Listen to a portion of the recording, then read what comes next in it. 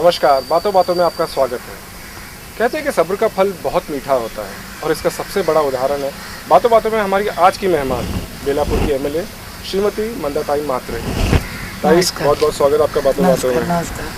ताई, मैं जानता हूँ इलेक्शन का माहौल है, सब बहुत उत्सुक हैं आपके विचार जानने के लिए, लेकिन मैं थोड़ा सा पीछे जाना चाहूँगा और बात करेंगे जो हुआ अभी नवी मुंबई में हाल में, जिससे सिर्फ आपकी ज़िंदगी नहीं बदली, एक तरह से नवी मुंबई की भी पॉलिटिकल ज़िंदगी काफ़ी बदल गई है, जो आपकी जीत हुई।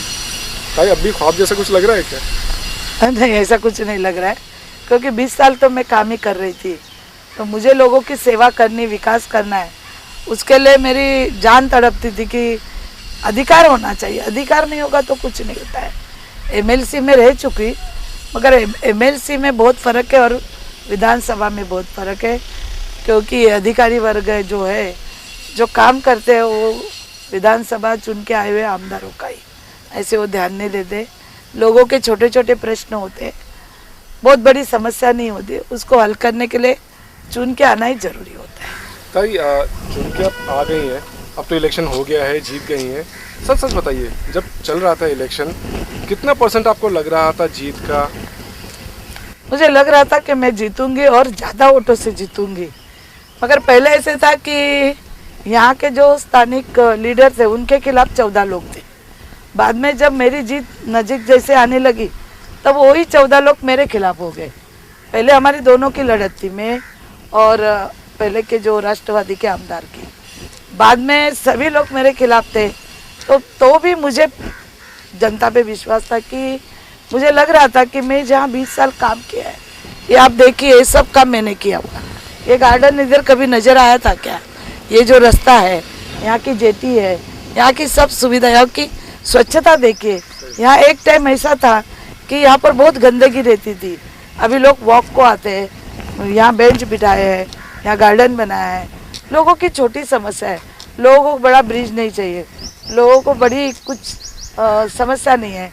लोग चाहते हैं हमको साफ सुथरा हमारा एरिया होना, बेसिक चीज़, गटर साफ होना चाहिए, गंदगी नहीं होनी चाहिए। भाई, आपने एक बहुत इंटरेस्टिंग बात कही कि पहले जो माहौल था कि ऑल वर्सेस राष्ट्रवादी, और फिर आप जब आए तो कुछ जिन लोगों से एक्सपेक्ट किया गया था कि शायद आपका समर्थन करेंगे, वैसा नहीं हुआ, बल्कि ऐसी खबर आई कि कांग्रेस के कुछ नेताओं ने शिवसेना के कैंडिडेट को सपोर्ट किया।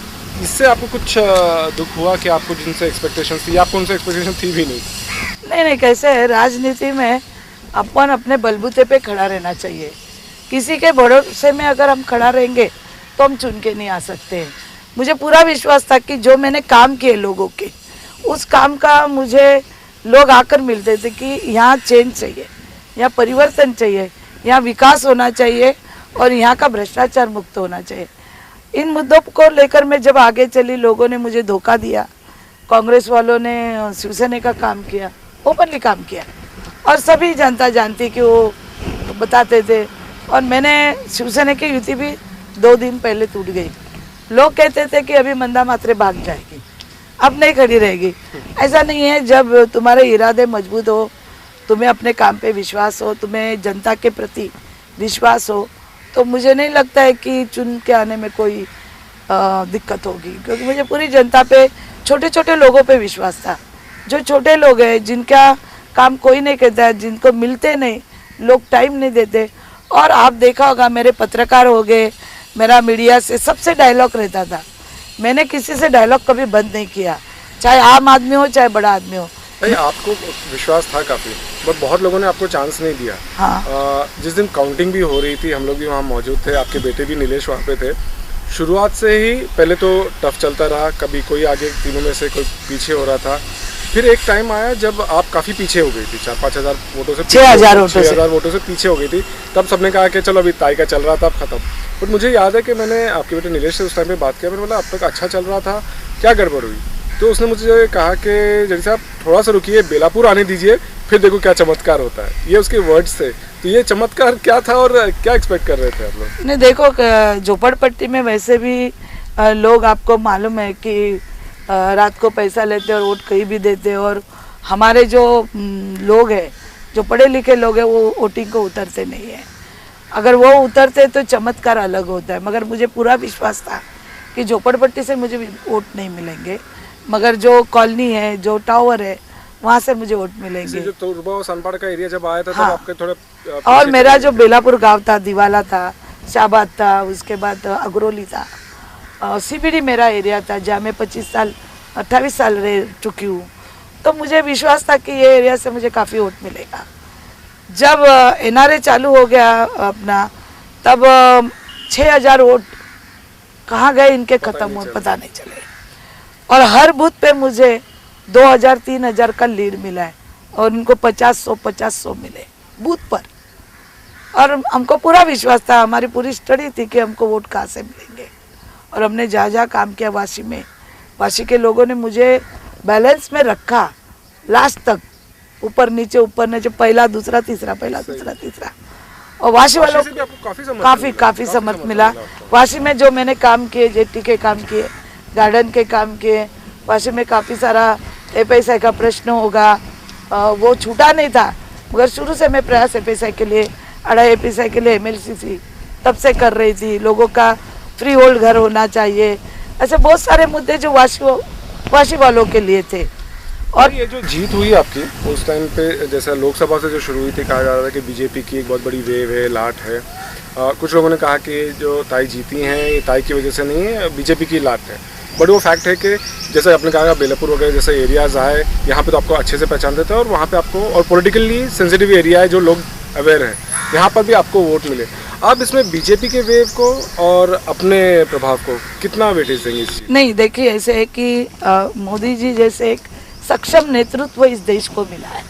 आप देखिए कि आज तक ऐसा नेतृत्व हमारे देश में इंदिरा गांधी के बाद मोदी जी आए हैं, जो देश विदेश में अपनी अच्छी प्रतिमा बना रहे हैं और लोगों को जोड़ रहे हैं। उसके बाद में महाराष्ट्र में भी जैसे देवेंद्र जी फडणवीस जैसे एक अच्छा होनहार लड़का, जो तरुण है, तड़पदार है, अच्छा काम करना चाहता है, वो पूरी क्लीन चिट है वो इमेज।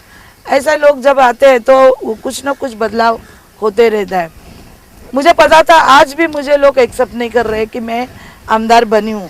खास करके जितने भी मेरे साथ खड़े थे जेंट्स लोग, वो नहीं चाहते कि मैं चुन के आई हूँ, मैं क्यों आई हूँ, मैं किस तरीके से आई हूँ, कौन नहीं जीत सकती, ये भी दिमाग में है लोगों के। हाँ, लोगों के दिमाग में। और वो ऐसे सोच रहे कि लहर में आ गई, मगर लहर थी ना, मैं बोल नहीं रही हूँ, मगर मेरे काम का भी कोई ना कोई अंदाज़ा था। जो कॉलेज के स्कूल के बच्चे, वो मुझे शुरू से जानते थे और लोगों को अच्छा क्लीन चिट इमेज इधर चाहिए थी, वो मेरे में लोग देखते थे। भले पॉलिटिशियन नहीं देखते हो, मगर पब्लिक को अच्छा लोग, अच्छा कार्यकर्ता, अच्छा नेता चाहिए होता है। यानी ताई मानती हैं कि ये बीजेपी वेव और ताई का प्रभाव दोनों मिलकर ये जीत बनी है। और ताई से बातें करते रहेंगे हम एक छोटे से ब्रेक के बाद।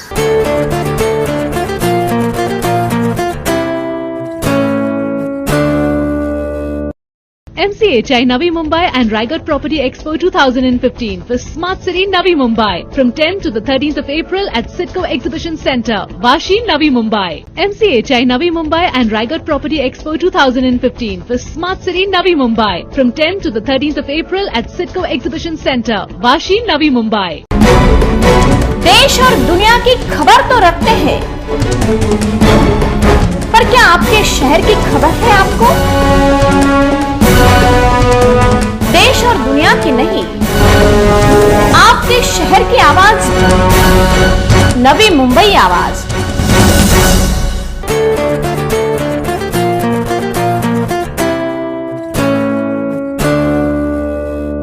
बातों में आपका फिर एक बार स्वागत है। हमारे साथ आज हमारी मेहमान हैं बेलापुर की एमएलए मंदाताई मात्रे।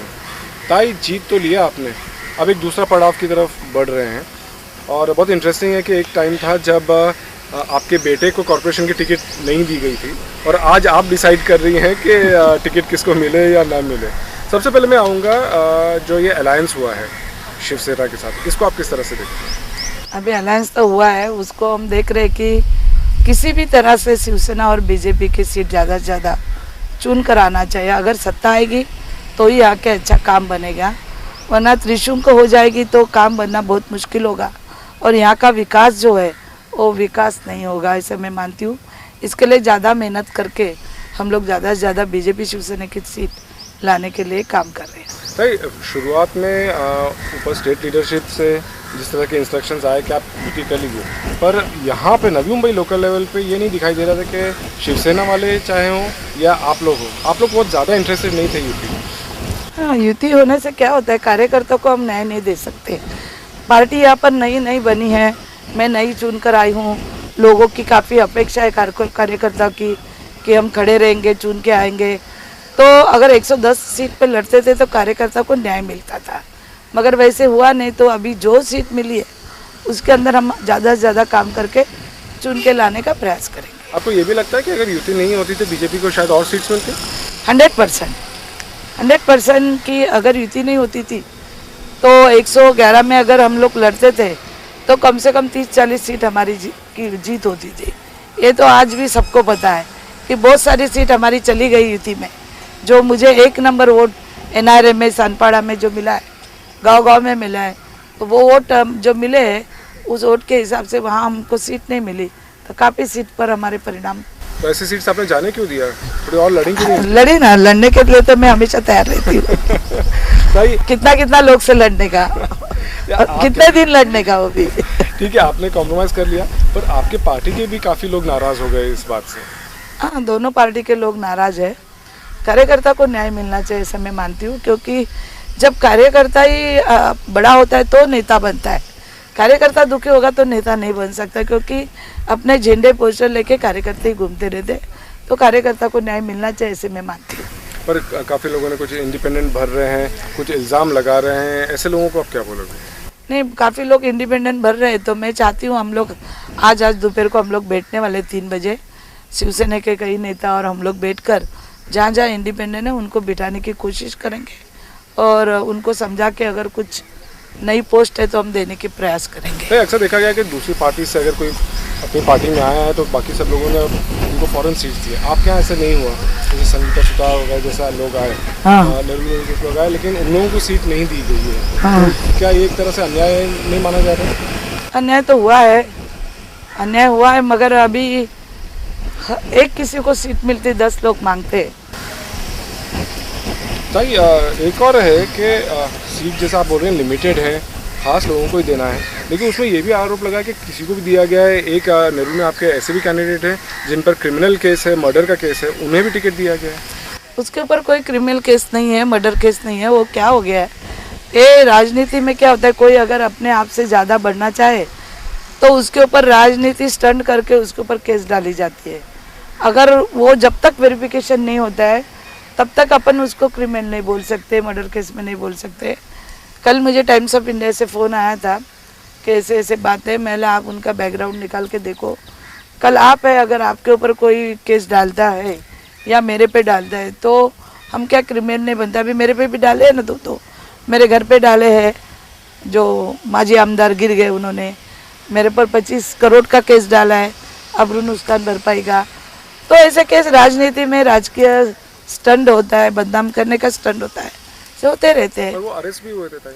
हाँ, अरेस्ट तो देखो, अभी कल मेरे पर आप केस डालोगे तो मैं भी अरेस्ट 2 मिनट के लिए तो हो जाऊंगी, फिर छुड़ के आऊँगी। सच्चाई बहुत अलग होती है। वहाँ के जो पहले के लीडर थे उन्होंने उनको जानबूझकर फंसाया। एक्चुअली सही बात तो ये है, मैंने पूरी इंक्वायरी करने के बाद ही सीट दी है। एक और इंटरेस्टिंग चीज़ है ताई, क्या आपने दुनिया को टिकट्स दी, अपने ही बेटे को टिकट नहीं दी?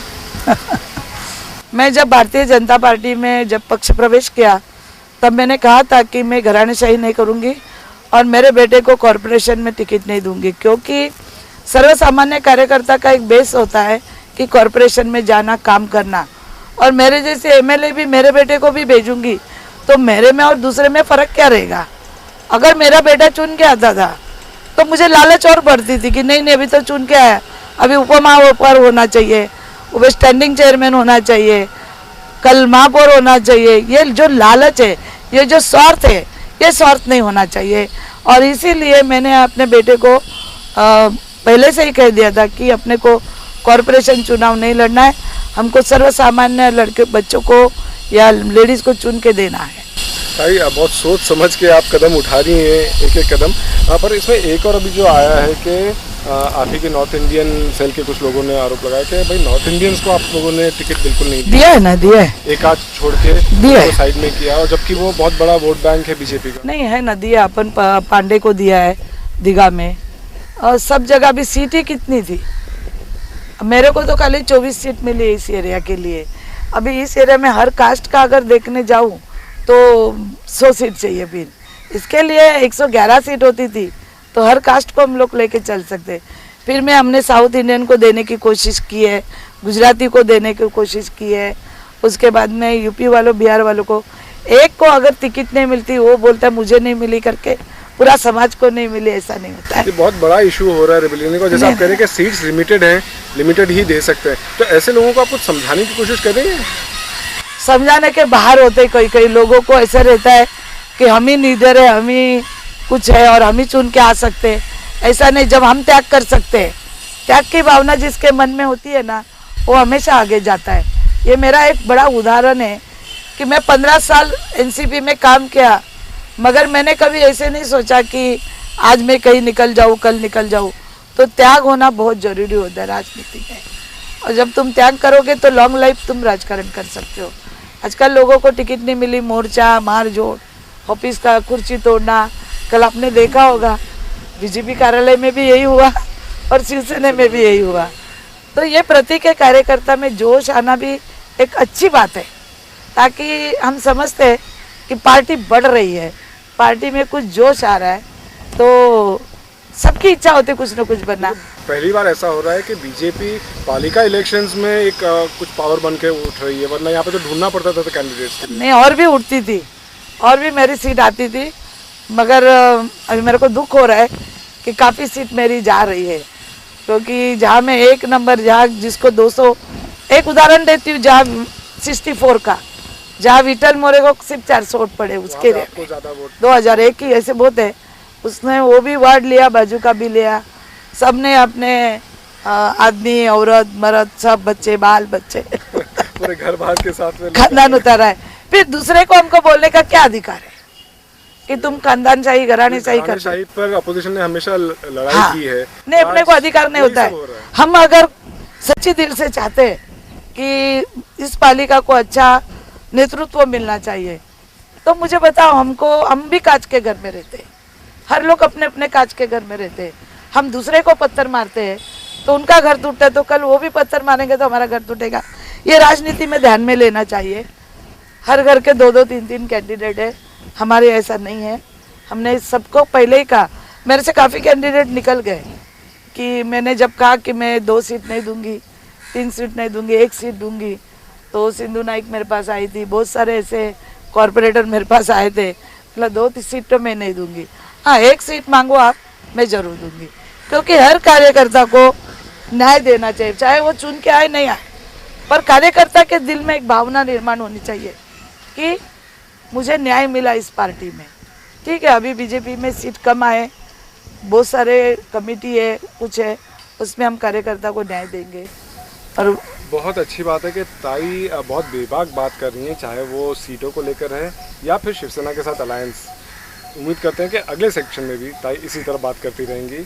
बहुत जल्द हम वापस आएंगे, आप कहीं जाइएगा नहीं।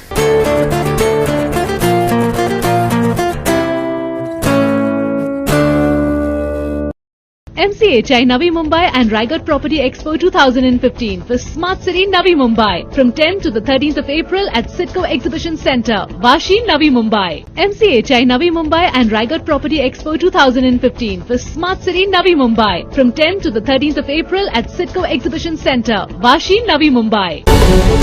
देश और दुनिया तो सुधारने के कई सुझाव हैं आपके पास, क्या शहर के लिए है?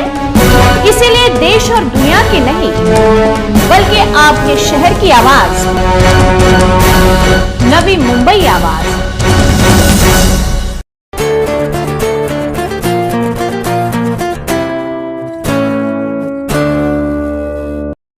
Welcome back. हमारे साथ है एक जाइंट किलर मंदाताई मात्रे।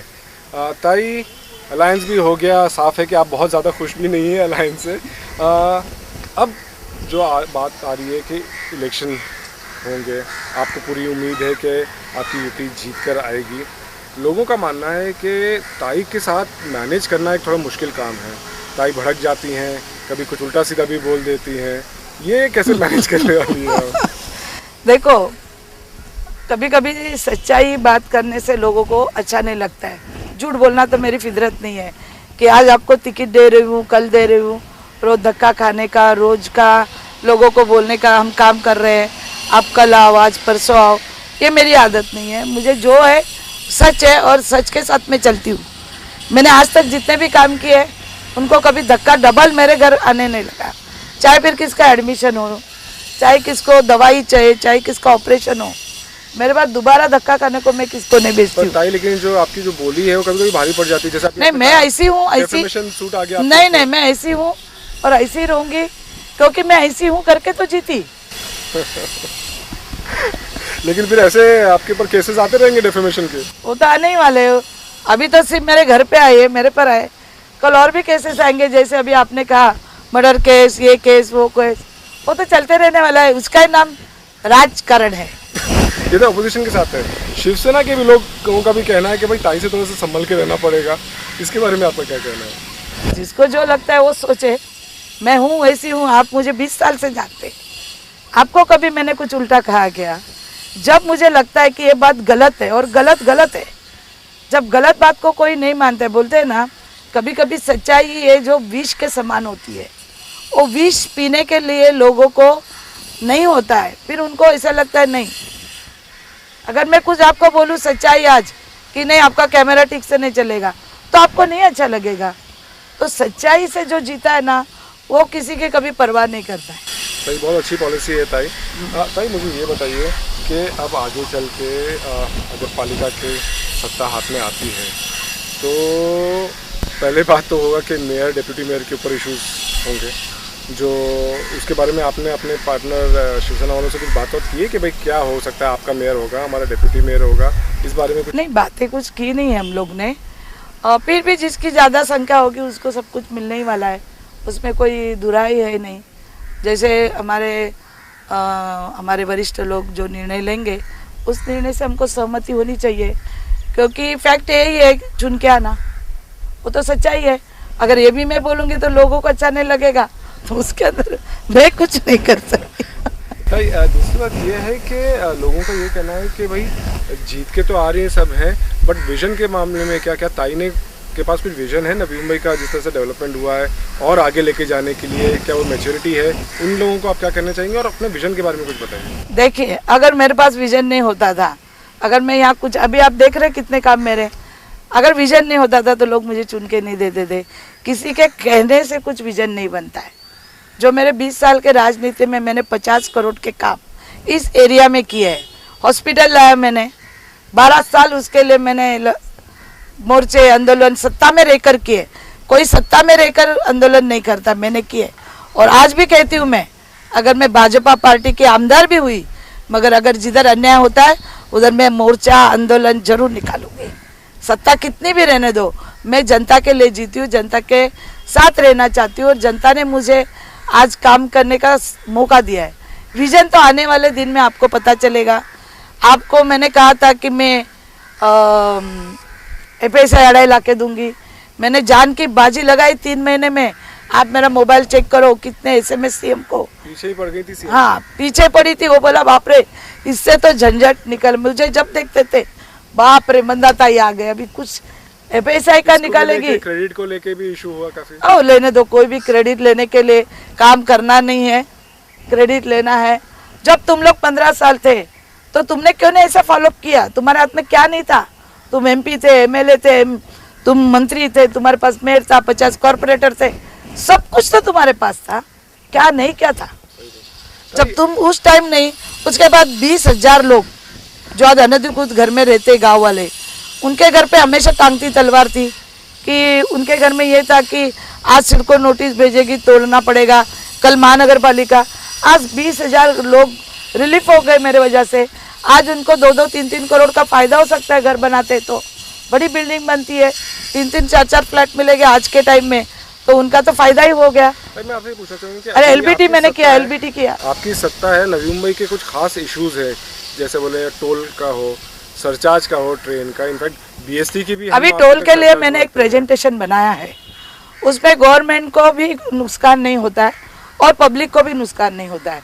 ये अधिवेशन के बाद में अभी माननीय मुख्यमंत्री का टाइम मांगा है, वो प्रेजेंटेशन हम दिखाने वाले हैं, जिससे क्या होता है अभी जो 10-10 मिनट गाड़ी रुकती है, जितना ईंधन चलता है वेस्ट होता है इतनी गाड़ियों से, तो उसके लिए हम लोग एक फार्मूला बनाया है। उस फार्मूला का अभी प्रेजेंटेशन हम देंगे सीएम साहब को, और उनको अगर वो पसंद आएगा तो वो टोल जरूरी बंद हो जाएगा। अगर सरकार का भी फायदा होता है, पब्लिक का भी फायदा होता है, ऐसा विजन हम अगर लाते हैं तो निश्चित स्वरूप से जनता को उसमें अच्छा ही ये जाएगा। और विजन की बात जो कर रहे हैं, उन्होंने इधर क्या किया है, पालिका का ये काम है, एमआईडीसी का काम है, सिडको इसकी शिल्पकार है, कोई हम लोग नहीं है। तो हमने विजन, इन्होंने विजन क्या लाया, घर के इधर ब्रिज बनाया 30 लाख का खुद के लिए, उसमें 2 गाड़ी नहीं चलती है, विजन नहीं होता है। अब हमारा विजन आगे जाके देखो, हम फ्री होल्ड घर लोगों को देने वाले हैं। क्यों 15 साल में किसी के घर फ्री नहीं हुए, आज फ्री नहीं हुए। 2.5 एफएसआई में भी मैंने 1 रूम पब्लिक के लिए ज़्यादा मांगी सिडको से, कि कोई भी बिल्डर आए, कोई भी विकासक आए, हमारे लोगों को 1 रूम ज़्यादा मिलनी चाहिए। ये लोग ने क्यों नहीं किया, 2.5 एफएसआई मांगा, बिल्डिंग तोड़ो और बनाओ। कार पार्किंग कहाँ रहेगी, बड़ा ड्रेनेज कहाँ रहेगा, पानी की लाइन कहाँ से रहेगी, गैस की पाइपलाइन कहाँ से रहेगी, बड़े रास्ते कहाँ से रहेंगे, इतने लोग रहने को आएंगे। जो आज 50,000 है उसका डबल 1 लाख होगा, वो लोग के गाड़ी का पार्किंग बिर्किंग कहाँ होगा, इनका क्या विजन था। ताई ये सब जो आप लेकर जा रही हैं लोगों के पास, फाइनली मुझे ये बताइए कि बीजेपी को कितने सीट्स, शिवसेना को कितने सीट्स? देखिए हर आदमी हमेशा यही कहेगा कि हम ही जीत के आएंगे। नहीं, मुझे प्रैक्टिकल सीट्स के हिसाब से बताइए। प्रैक्टिकली ऐसे कि मुझे यहाँ पर कम से कम 24 सीट मिले हैं, उसमें से अभी मैं ज़्यादा से ज़्यादा लाने की कोशिश करूँगी। अगर कोई इंडिपेंडेंट ज़्यादा खड़े नहीं रहे तो 20 सीट तो आ ही सकती है यहाँ पर। बेलापुर में एरोली से मेरे को इतना ये नहीं है, स्टडी नहीं है, मैं झूठ नहीं बोलती, यही तो सबको दुख लगता है। मैं और पूछना चाहूँगा ताई कि जैसा आपने कहा कि एरोली पे इतना भरोसा नहीं है, आपके यहाँ पे भी 2 सेंट्रल पावर जैसे हो रहे हैं, आप यहाँ पे हैं, वैभव विनायक वहाँ पे हैं, आप लोग कभी साथ में नहीं दिखाई देते हैं। नहीं, वो उसका काम करता है, ऐसा कुछ नहीं है, वो अपना बच्चा ही है, वो काम कर रहा है। और मेरे को कभी ऐसे, मेरा आज भी दिल में नहीं, मैं एमएलए बनने के बाद, कि मैं सेंटर पॉइंट होनी चाहिए ना, तो मैं एरोली में बहुत भाग दौड़ करके उसको डिस्टर्ब कर सकती थी। मेरा ऐसा कुछ कहना नहीं, मैं चाहती हूँ कि लोगों के काम होना जरूरी है। हम बहुत वजनदार है, हमारा ग्रुप है, हमारा ये है, इससे बेलापुर से आपकी 20 सीटें, हाँ 20-25 तो निकलनी चाहिए, मगर उतनी सीट मिली नहीं है।